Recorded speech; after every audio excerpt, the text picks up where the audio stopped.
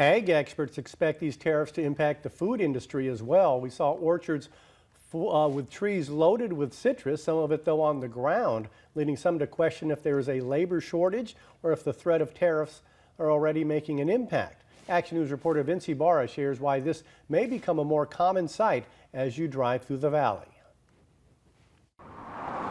We saw a video on social media showing citrus fruit on the ground. As you can see, citrus fruit is falling from the trees, but the experts we spoke with say there's several reasons as to why this happens.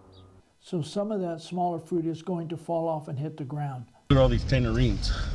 They're overdue already. This video shows an excessive amount of fruit falling from trees in the South Valley. You've observed the fruit on the ground? Manuel Cunha Jr. from Nisei Farmers League says when you drive along citrus trees like these, you'll see fallen fruit because citrus is currently oversaturated.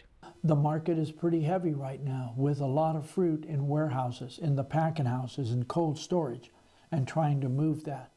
So they're not picking as fast as much at one time. Cunha mentions while the farm worker community is dealing with fear over mass deportations, there's also concern over the sweeping tariffs President Trump imposed last week. Markets are going to boom, the stock is going to boom, the country is going to boom, and the rest of the world wants to see is there any way they can make a deal?